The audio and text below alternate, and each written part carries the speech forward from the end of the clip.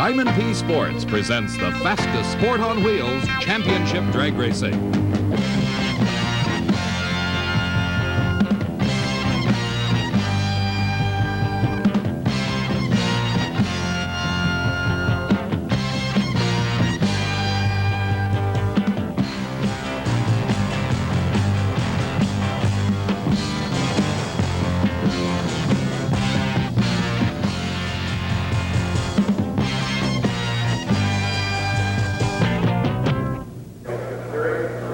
The finish line at the Big O, Ontario Motor Speedway, symbolic of the completion of another season of championship drag racing. This race brings to a close the World Championship Series, with the battle still being waged in the two top pro categories. Just a few hundred points separate Rob Bruins and defending world champ Kelly Brown in Top Fuel, while in Funny Car, Raymond Beadle holds a very slim lead over four-time world champion Don Prudhomme. Hello everybody, I'm Dave McClelland, and a lot of stories have been developing the past couple of days here at the World Finals. Working with me to bring you those stories is Steve Evans. Dave, this Winston World Finals signifies the end of a tough but exciting NHRA season of championship drag racing. To the racers, it means they finally know what their share of $175,000 in bonus cash will be, plus a $250,000 event purse. The Top Fuel World Championship battle ended here in the staging lanes yesterday in dramatic fashion when Kelly Brown simply ran out of time. That's right, Steve. The last few weeks have not been good for Kelly Brown, the defending world champion. Kelly and the Over the Hill gang had to completely rebuild their car after an exploding clutch in the finals of the Fall Nationals severely damaged the dragster. In his previous qualifying attempts here at Ontario, Kelly fell short of the mark, and with time running out yesterday, the crew was hard at work trying to find the horsepower and traction combination that would qualify for the 16-car field. Kelly came into the World Finals just 506 points behind the leader, Rob Bruins, and he had to qualify to continue his quest to become the first person ever to repeat as world champion. This has been a great season for Kelly, winning the Gator Nationals, the Cajun Nationals, the Mile High Nationals, and the 25th Annual U.S. Nationals. But this was not his weekend, as Kelly and the car were both ready for a final attempt when time ran out and qualifying ended. A tough way to end the year for Kelly Brown, the 1978 world champion, who now passes the crown and title to Rob Bruins. Dave, a very disappointed Kelly Brown, who has qualified for something like 19 consecutive NHRA national events. A record for any Top Fuel driver, has failed to make the field here at the World Finals. Robbie Bruins, a little bit of tears in his eyes.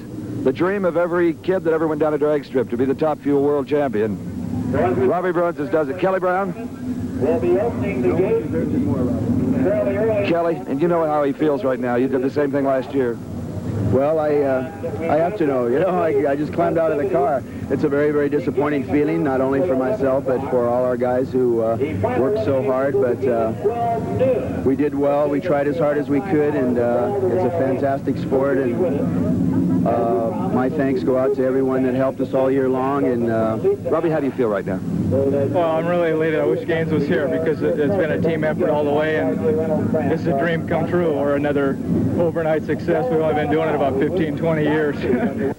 Rob Bruins reflecting on his and car owner Gaines Barkley's long, hard road to the 1979 World Championship. We'll be back with Top Fuel eliminations in just a moment. They've taken to the grassy hillsides at Ontario Motor Speedway as one of the largest crowds ever to witness a drag race has jammed the grandstands of this massive facility. The World Finals, of course, the end of the World Championship Series, carrying points toward that championship, but also carries with it an event title. Some of the racers that we'll be watching in Top Fuel eliminations include Dwight Salisbury, the driver for Larry Frazier. His competition will be Hank Johnson, Gentleman Hank from Marysville, Washington. The new world champion, Rob Bruins, driving for car owner Gaines Barkley. Former world champion, Shirley Muldowney. The grand old man of Top Fuel Racing, Big Daddy Don Garlands. Darn good driver. Against Dave Yahara, the driver for the good, the bad, and the ugly. And Dave Settles, the driver of Raymond Beadle's Blue Max, who'll have a bye run in this round of eliminations. Dwight Salisbury getting backed up after his burnout. He had the lane choice by virtue of a quicker elapsed time in the first round of eliminations. He chose the left lane and gave this man one of his toughest jobs, and that is negotiating the very tricky right-hand lane, which has been deteriorating rapidly as this event wears on. Qualifying started on Friday. It was very quick as Hank Johnson qualified with a fine 5-second time. But since that time, particularly the right-hand lane has been getting a lot worse. Let's see how he fares.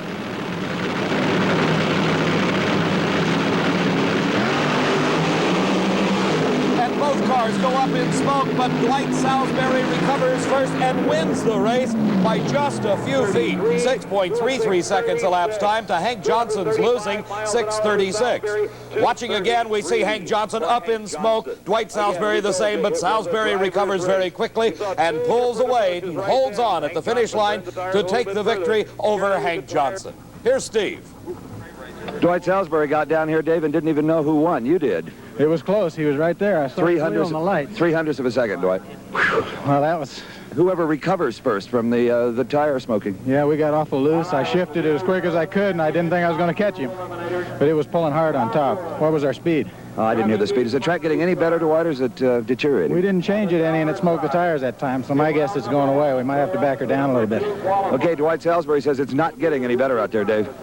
Steve, it's going to be a driver's race. There's no doubt about that, as we have on the starting line a pair of world champions. The 1977 world champ, the only lady licensed to drive the Top Fuel dragsters, Shirley Muldowney.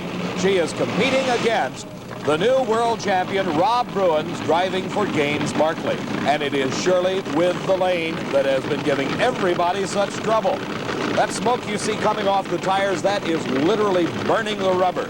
They are burning those tires as there's not enough traction to handle the 2,000 horsepower. The lane choice going to Rob Bruins. He takes the left lane, obviously the better of the two. Shirley has got to try to master that tricky right-hand lane. And she smokes the tires. Rob Bruins pulls ahead and maintains about a car length lead to the finish line. It's Rob Bruins winning it 6.18 seconds. He'd love to double up, take the World Championship title and the World Finals event title all in the same day. You can see as he pulls away, Shirley Muldowney losing traction, giving the lead at that point to Rob Bruins, and he was never to be headed at the finish line. Shirley ran 238 miles an hour to try to catch Rob in a valiant effort. Dave, Rob Bruins running over to give a hug and condolences to Shirley Muldowney. Shirley, he's living up to that World Championship title, isn't he? Oh, he sure is. He'll make a great world champion. And you had it a few years ago. Make a nice couple. Good for drag racing, both of you. Thanks, Steve. I'm following in some excellent footsteps. There's been great champions ahead of me. It's an honor, really an honor. He's good for drag racing, isn't he, Steve? Oh, you both are. Shirley Muldowney and Rob Bruins, class drag racers. First class all the way, Steve, as Shirley, the 1977 world champion, Rob Bruins, of course, the 79. The grand old man, Big Daddy Don Garlits, has the lane choice, and he's taken, obviously, the left-hand lane, as Dave Yohara with a real strong burnout. This is intentional, that smoking of the tires. The reason the tires work much better when they are hot, and the burnout is done out of a puddle of water. Here, let's watch.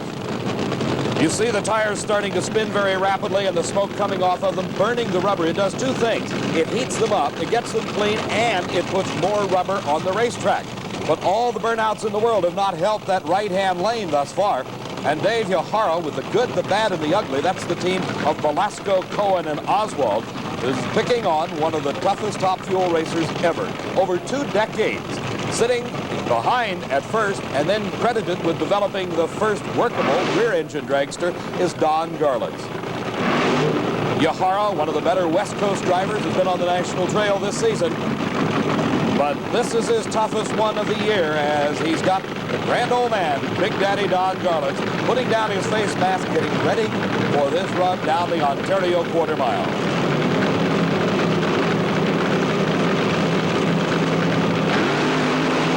Garlits leads very hard. Yohara smokes the tires, almost to be expected. And look at Garlits with the lead. And how about this? Low elapsed time of eliminations, 6.06. His speed, 240 miles an hour. And not a wisp of tire smoke off Big Daddy's car, as by about a 6 car length or more lead and extending it, he beats Dave Yohara. 6:06. We've called this a driver's race, and there's no better driver of a Top Fuel dragster today than Big Daddy Don Garlits. Over 20 years of driving Top Fuel cars down racetracks all over the world has certainly made this crafty veteran the favorite in this event, as he holds low elapsed time thus far at 6.06 seconds. Dave Settles at the wheel of the Blue Max. He has a bye run, a single. His competition was to have been Larry Dixon. He had an easy go in round one as Dixon's competition, Terry Kapp, broke on the starting line, but Larry crossed the center line during his run and was disqualified. So a single for Dave Settles in the Blue Max, trying for lane choice. Let's see if he gets it. And a 6.28 second, no lane choice for Dave Settles. We'll be back here at Ontario Motor Speedway in the World Finals as we'll take a look at the funny car battle for the World Champ title. After a full season of racing in the World Championship Series, only 324 points separate Raymond Beadle from the defending world champ Don Prudhomme. Earlier today, Steve talked to both racers. Don Prudhomme, you've owned that #1 on the side of your car for 4 consecutive years. What do you have to accomplish today to keep it? Well, it's going to be a difficult chore. If I go to the last round with Raymond Beadle, along the way, I'd have to set both ends of the national record. In track conditions the way they are, that looks doubtful. Or Raymond Beadle has to go out first round or second round, and I need to win the race. You'd like to have qualified higher where you had lane choice? Well, I certainly would, yeah. It's been a difficult track for us here, and we've been having our share of problems, and it's unfortunate at the end of the year that that happens. And Tom McEwen will go right after you round one. Oh, yeah, certainly, but I'm going to go right after him, too, and the race isn't over, and we'll see. Raymond Beadle, the Funny Car World Championship is within your grasp here today. Just exactly what does the Blue Max crew have to do to take that #1 off of Don Prudhomme's car and put it on yours? Of course, we need to stick within one round of Snake, but primarily we're concentrating on winning the race, because we win the race, we'll definitely have the championship. Now, do you feel you have an advantage? You're qualified quicker? Maybe you've got a handle on it? We do have a little advantage there. We qualified in the top half of the field. Snake qualified in the bottom half, which gives us lane choice, and I think that's going to be very decisive in this race, being that yesterday and the day before, the tire lane was definitely had an advantage over the other one. That's the way it was earlier. Right now, the first of these two critical races is on the starting line at Ontario Motor Speedway. Raymond Beadle of Dallas, Texas, the famed Blue Max. It's been a long season, and it was just a couple of weeks ago when Beadle moved ahead of Prudhomme by 324 points when he won the Fall Nationals title at Seattle International Raceway. Raymond also winning the Summer Nationals in his quest for the lead in the World Championship Series. His competition on the line right now is Jeb Adolph, and Adolph is having problems with Pat Johnson's car. He cannot get it into reverse. He's down track after his burnout, trying to get the car to back up. Now, here it comes back. He may be having problems with the shifter, and what a break that would be for Raymond Beadle in this first round. As he said earlier, he needs to win each round and stay ahead of Don Prudhomme in his quest for the World Champions title. Again, still some problems with Adolph as Beadle begins to move to the starting line, and he may get the break that he needed. A single in the first round for Raymond Beadle. And the all-important World Championship Series points keeps mounting for the Blue Max. The elapsed time, only 6.63, but the most important thing is the round win to keep him ahead of the Snake. Well, that's one down. That must relieve a little of the tension, the pressure. Well, that's a little bit. This one here is the one that's going to decide, though, Steve. On the starting line right now. McEwen said, don't worry. Is that what he said? That's what he told me, so we'll see what him and Billy Bones come up with. Don Prudhomme needs to win this race to stay alive in his quest for an unprecedented 5th World Champion title. That would make him 5 in a row, unheard of in all of motorsports. Thousands of eyes on the starting line, and none with more interest than Raymond Beadle's crew. Dave, the Blue Max crew walking out to the edge of the racetrack, all but praying for Tom the Mongoose McEwen. McEwen assured him, I'll get him for you guys. We'll see. And they're on the starting line finishing their burnout procedure. Tom McEwen, the Mongoose, Don Prudhomme, the Snake. They've met many times before, but for Don Prudhomme, this is the most critical in his quest for the World Champion title. The burnouts are finished. They're approaching the starting line at Ontario Motor Speedway. And it'll be Tom McEwen out first. Prudhomme smokes the tires. It's over.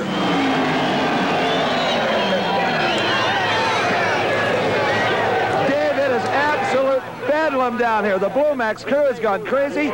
They are the world champions. How do you feel right now? Well, we're glad we won, but like I told Snake, I'm sorry we just had to end it up with a track like this where we both didn't really get to run for it. But we've always wanted this, and it's something we dreamed about. But It's everybody's dream. yeah.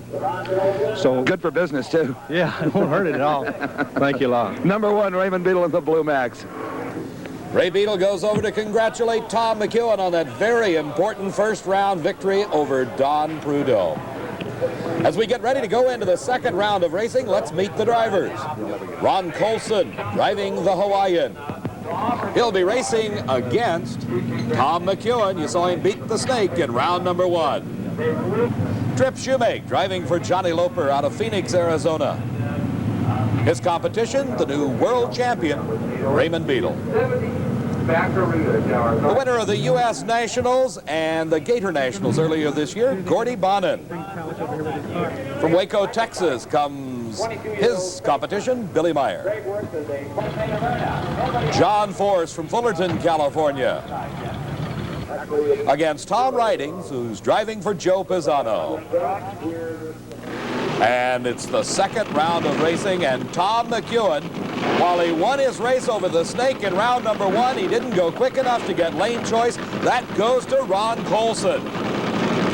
And still the racetrack providing lots of problems for all these drivers. We'll see if McEwen's got it figured out. He had the good lane the first round. Now he's got the bad lane. Can he pull it out again? And Colson's car makes a bit of a move to the center line, but it moves way ahead of Tom McEwen. And Ron Colson wins at 6.35 seconds at 236 miles an hour. A fine time. You see Colson driving away from the center line as McEwen just not enough horsepower to pull him across the finish line ahead of Colson. Ron Colson, the crew of Roland Leong's Hawaiian, heading down to pick him up. Colson, one of the finer drivers around the country, going over, offering condolences to Tom McEwen. But McEwen had his victory in round 1 when he defeated Prudhomme.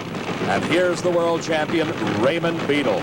And Beadle also in round 1 won his race, won the world championship, but lost the lane choice. Trip Shoemake gets it, driving Johnny Loper's Little Hoss out of Phoenix, Arizona. But Beadle, a very crafty veteran. Maybe he's got it figured out, that tricky right-hand lane. Both cars now staged. Let's see. Shoemake up in smoke, and Beadle up close to him.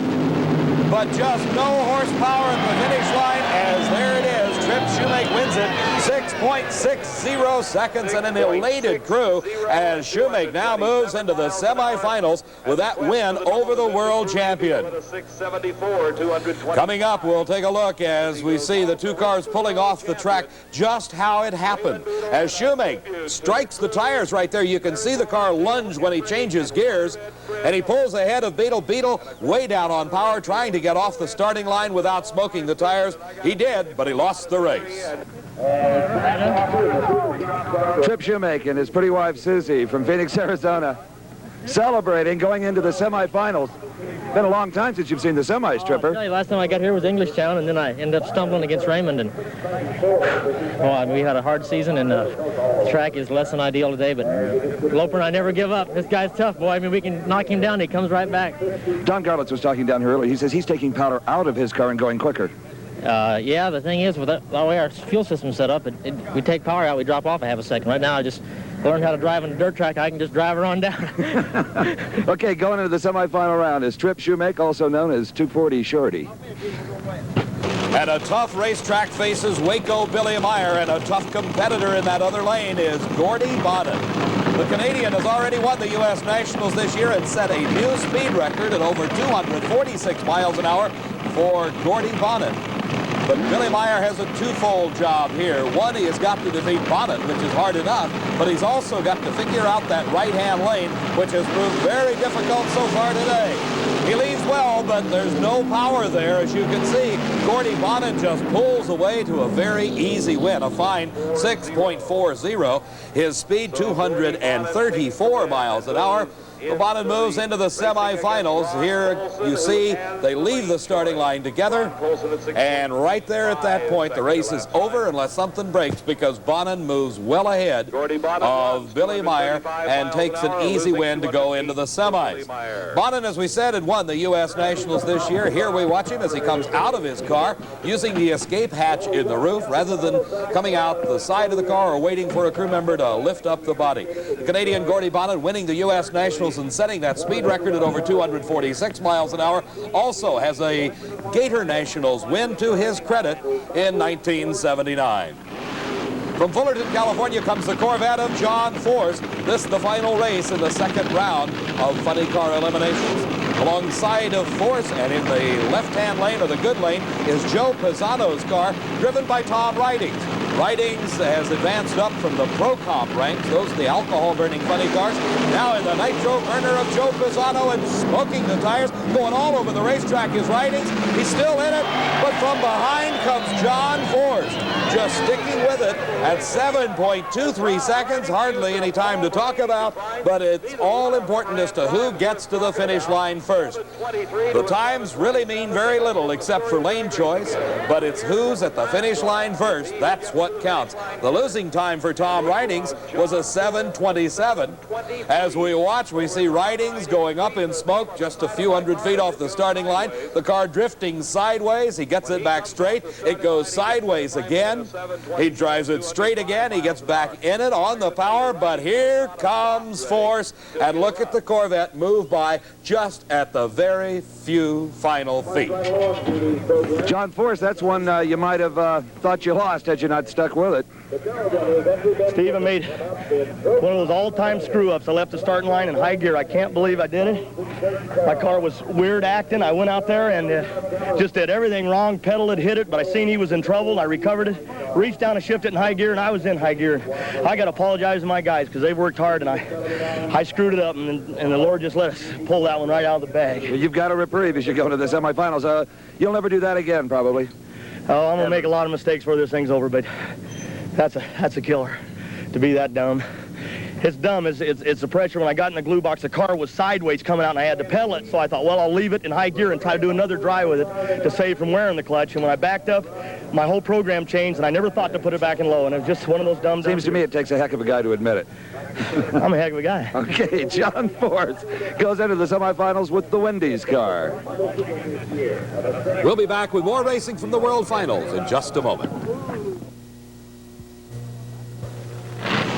Back at Ontario Motor Speedway at the National Hot Rod Association World Finals, a special treat for the fans.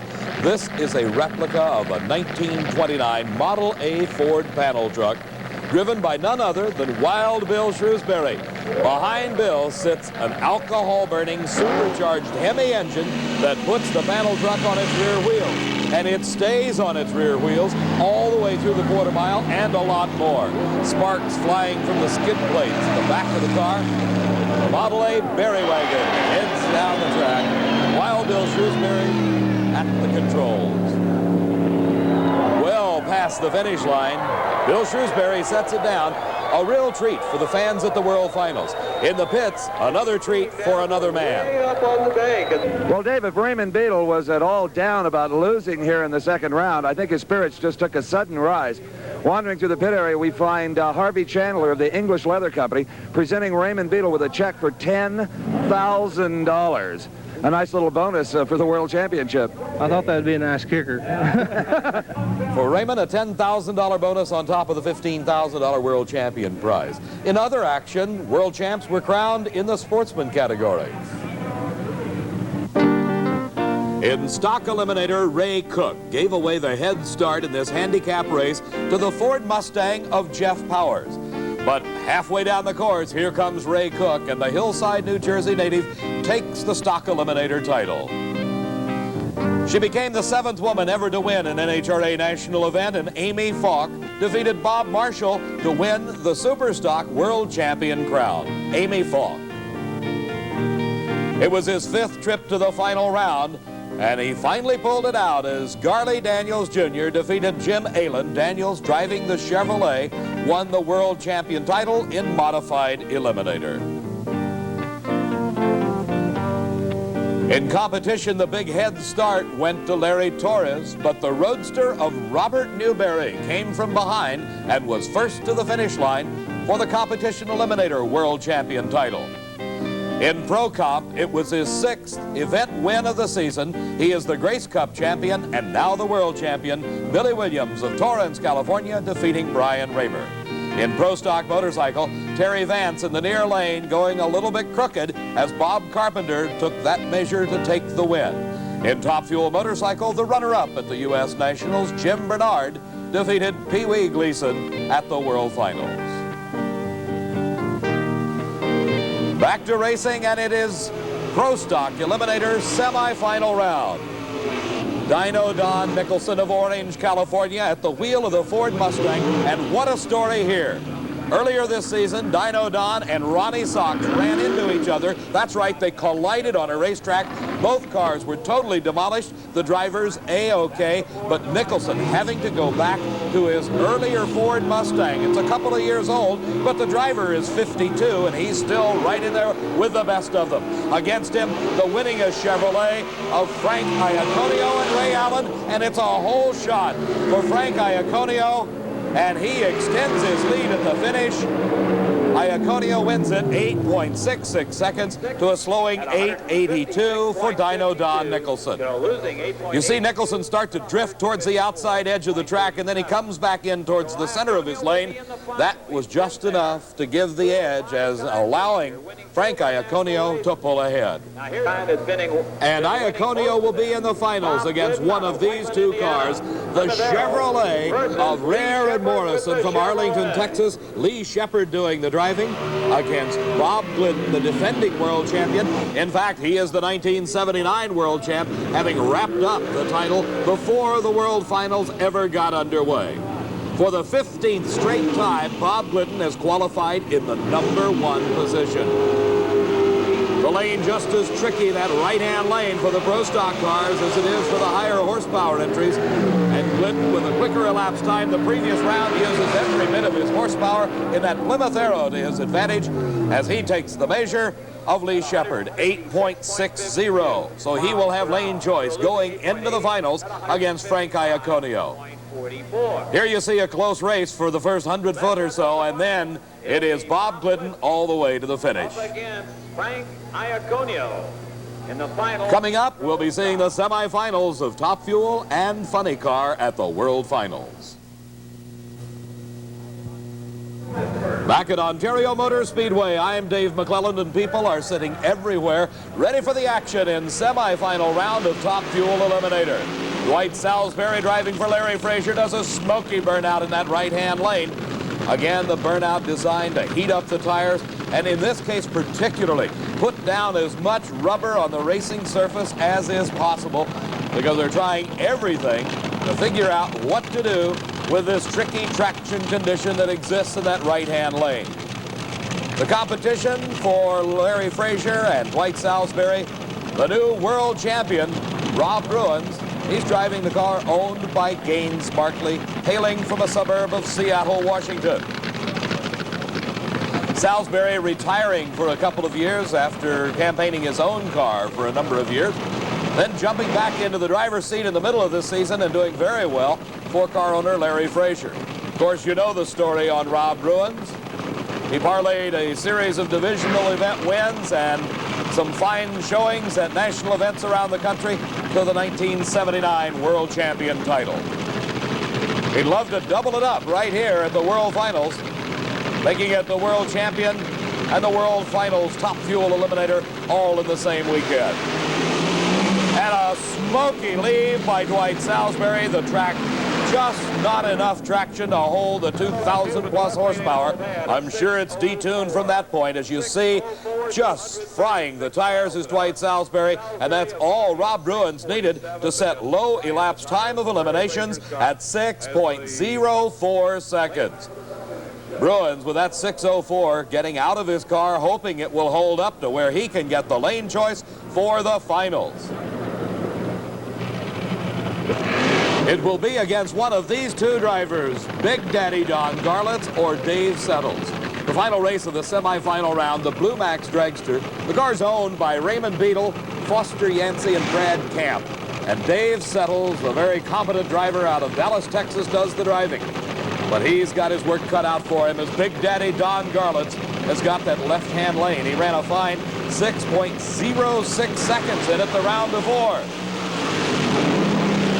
And Garlits easily outdistancing Settles, but the lane choice will go to Bruin, 6.08 seconds at 240 miles an hour. So it may be the break that Bruins needs to double it up. The world champion and the world finals champ all in the same weekend. Garlits, as you can see, just extends his lead with that fine 6.08 at 240 miles an hour. Big Daddy, you mentioned earlier you'd been taking power out of the engine. What do you do now as Rob Bruins will no doubt put you in that right-hand lane for the final? I'll tune for that lane. Is it possible as it cools off that that lane could get a little better? You can win this race out of that lane. With what tactic? I don't want to talk about that. Big Daddy being a little cagey, and who wouldn't be, going against Rob Bruins for a lot of money. Not about ready to give away the secrets that he may try to use as he goes into the final of Top Fuel Eliminator against Rob Bruins. Here is Gordy Bonham, the Nationals champion. He's got that right lane. Let's see how he can do as he comes up against the Hawaiian, the car owned by Roland Leong and driven by Ron Colson. In the previous round, Colson ran a 6.35 second elapsed time, while Bonham ran a 6.40. Just 0.05 of a second separated their performances. Bear in mind they were both in the left lane in the previous round, and by virtue of the lower ET, the lane choice going to Ron Colson here in the semifinals.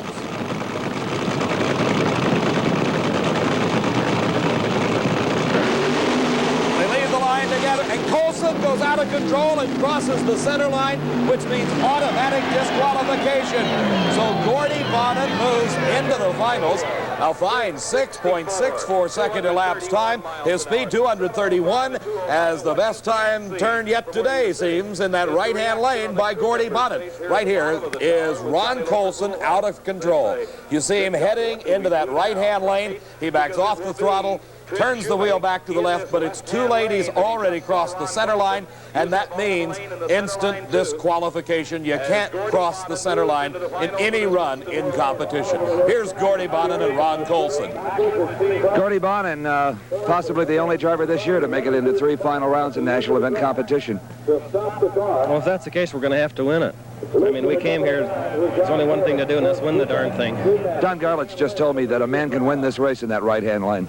He's not wrong. I don't know what we ran, but it felt pretty good for that lane. It felt the best run I've felt or seen all weekend in that lane. In the 660s, and let's go back up to the starting line and see if you win lane choice. Okay. Okay, let's watch. As Gordy Bonham watches, John Force hopefully overcomes his mistake of the previous round and will start the car in low gear off the starting line. He had a big break as he wanted his crew member directing him back into his own tracks, trying for the traction that he hopes against hope will be there. Alongside of him, Trip Shoemake. Driving for Johnny Loper. Shoemake hailing out of Phoenix, Arizona. As he told Steve a little bit earlier, this is the first time he got to the semifinals of a national event this year. In the previous round, Shoemake with a 6.60 easily outdistanced the time by John Force. But all important right now is how quick will they run to determine who gets the lane choice in the finals against Gordy Bonham. And they both smoke the tires. John Force drifting out towards the guardrail. He backs out of it and gets back in it, but it's too late as Trip Shoemake moves into the finals. His elapsed time, 6.88 seconds, and a dejected crew member heads back for John Force's crew to go down and tow the car back as race day is over for John Force. You see the two cars both losing traction right off the starting line, and Shoemake, recovering the quickest, gets the traction back and gets across the finish line first. Well, the little guy is walking tall here today at the World Finals. I think this is your first ever final round appearance, and it's a big race. It is. It's the first time I've ever been in an NHRA final. Wow. I'm awed. Now, you won't have lane choice, but it's beginning to look like it's evening out. Yeah, Yeah, I don't. I'm not really sure what to do, but it's been so much luck all day. You know, I figure we can just at least as long as we're in the final, it helps out my crew and helps out everybody. You know, it's been a long weekend. Pumps everybody up for the season to come. Yeah, we had such a bad season anyway, and then to finish. You had a lot of fires, a lot of burned up bodies. And... Yes, our second car and my third fire suit. Trip Shoemaker. It hasn't been a good year, but things are looking up here in the final race of the season. Wife Susie in here, John Loper, who owns the car. Back to you, David. Steve, we're getting set for the finals of Top Fuel, Funny Car, and Pro Stock here at the World Finals. It's incredible the amount of work that is performed on these cars in the short time between the rounds of elimination. In Trip Shoemaker's area crewman taking the wheels and tires off, while car owner Johnny Loper under the rear of the vehicle checking something out in the rear end.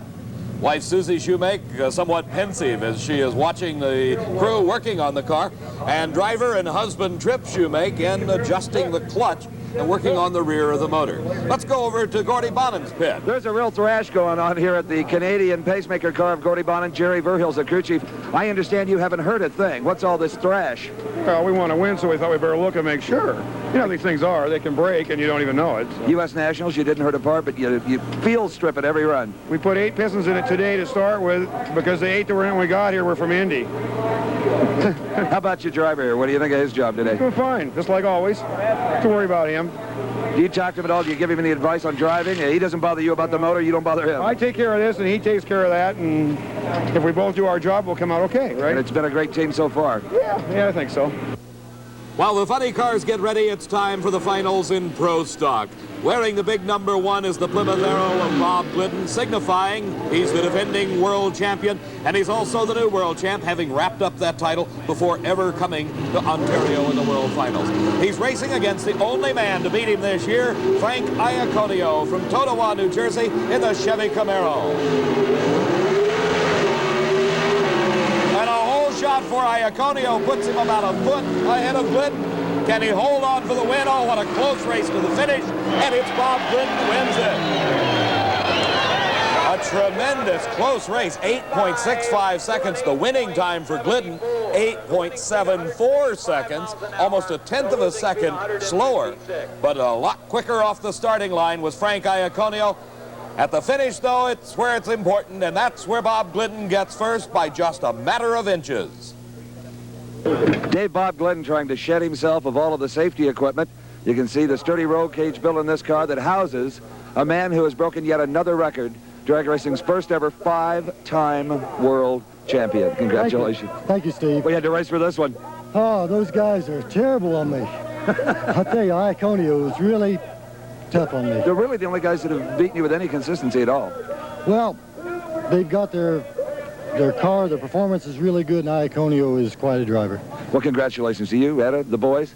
It's great. 5 times world champ, Bob Glidden. Thank you. You bet. Back on the starting line, all the work is over for the funny cars as they're backing through their own smoke after a long burnout. Trip Shoemaker has the problem of the right-hand lane as wife Susie backing him into his own track, hoping that he can find the traction that no one else has found. His competition, Gordy Bonnen, won his race in that right-hand lane the previous round as Ron Colson crossed the center line, and he ran quick enough to gain the lane choice over Trip Shoemaker. But this track has been very tricky in both lanes all day long. So it really is anybody's race at this time. Both very competent, very capable drivers. The third appearance in the finals of the national event. Thus far in 1979 for Gordy Bonnen. As you heard Trip tell us earlier, this is the first time he's ever been there, and he's almost in awe of the whole thing. The burnouts are over. Crew Chief Jerry Verhill directing driver Gordy Bonnen to the starting line. Shoemaker approaching those light beams for the electronic starting system known as the Christmas tree. The tree goes green, and both cars smoke the tires. Gordy Bonnen recovers and heads across the finish line first. For the third time this season, Gordy Bonnen wins an NHRA national event. winning The elapsed time for Bonin, 6.53 at 234 miles an hour. You see Shoemake just smoking the tires ever so slightly, but he's obviously down on power as Gordy Bonin streaks across the finish line to take home the World Finals title back to Delta, British Columbia, Canada. Well, out the jack-in-the-box comes Dave McClellan as he has won the Winston World Finals Super Nationals and Funny Car Eliminator. The World Championship may be going to Raymond Beadle, but you're the only guy all year in Funny Car that won 3 national events. Congrats. Thanks, Steve.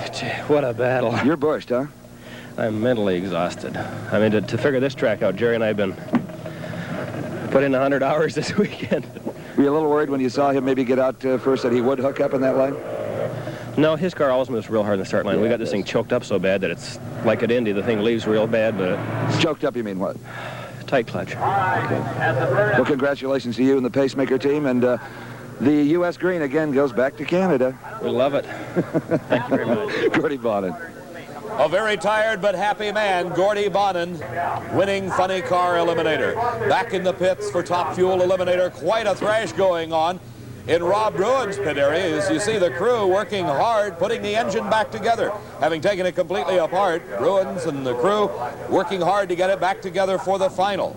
As in Don Garlett's pit area, things, by contrast, a little more relaxed. Big Daddy, you heard him tell us earlier that he can win the race in the right-hand lane.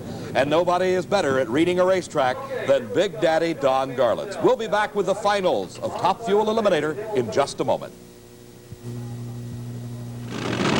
This is what the huge crowd at Ontario Motor Speedway has been waiting to see. Big Daddy Don Garlits against the new world champion Rob Bruin. And Bruins is the defending champion here at the World Finals, and he, in this race, has got the good lane, as Garlits, by virtue of elapsed times, only 0.04 of a second apart, but he was the slower time of the two in the semifinals, gets the bad lane. We've got word that Steve knows something about this race. Dave, no one is more particular about weight on a race car than Big Daddy Don Garlits. He likes them featherweight. Yet his crew confided in me in the staging lanes that Big Daddy has added a significant amount of weight to the rear end of this car, trying to get it to hook up in that right-hand lane. He is crafty. Let's see what happens. We'll know in just a couple of moments, Steve, as both cars have completed their burnouts. They're creeping into the staging beams. Will the weight make the difference for Big Daddy? The light's green, and it's Rob Bruins out first, but Bruins is out of control. He backs out of it, and here comes Garlits. And Don Garlits, Big Daddy, proves it again. He wins it to the jubilation of this crowd. They are going crazy. Here you see Bruins just out of control. Heads right towards Don Garlits, has to lift out of it, and then slowly but surely, here comes the swamp rat from Florida, Big Daddy Don Garlits. Hey, Big Daddy, a happy Big Daddy. Bails out of his race car, but still opens the water petcock, force of habit, I guess. Big's going to check the motor over, even though he has already won the Top Fuel title here at this Winston World Finals. He's going to get his helmet off here, and we're going to try to talk to him. I know he's smiling. I can't even see him yet. Oh, boy. You did it. The right lane, just like you said you would. Well, I smoked the tires, and he had me. And I'll be darned if he didn't go out of control and nearly cross the center line, and that's all I needed, and it just gathered him right up. You know, going into this event, I've never seen so many of the supposed experts pick one guy. Everybody says they're not going to beat Big Daddy on this racetrack. He's just too crafty. It was a racetrack that needed a lot of experience, no question about it. And I got one thing to say about it. There's a lot of people complaining about the track wasn't prepared properly, but no clutches were thrown out at this race. And if this is what it takes to have us have a safe race, I'm all for it. Here's Rob Bruins. Robbie? Congratulations, Rob, again for winning the world championship. You know, you had me, and the thing got out of shape. Yeah. And you lifted. You got it. It almost crossed. I had the center. to. I know. I had to. And that's just all a little break on me. They've been calling this a driver's race, and the guy that's been driving these things forever We got won the it. world champion here, and I'm proud of him. He's a worthy one, isn't he? Nice young man, and we're going to love to have him as our champion this year. Thanks very much. Representative of the sport. Dave, what can I say? A great conclusion to a fantastic event. Thank you.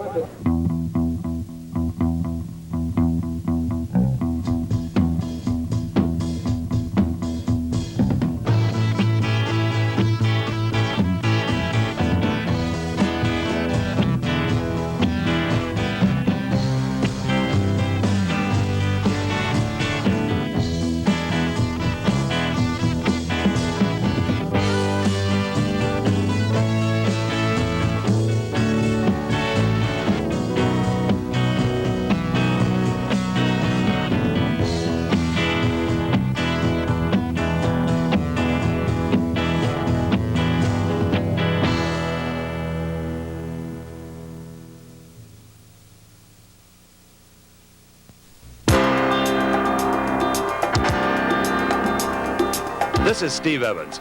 The Diamond P Video Library is your source for the excitement and emotions of America's sports.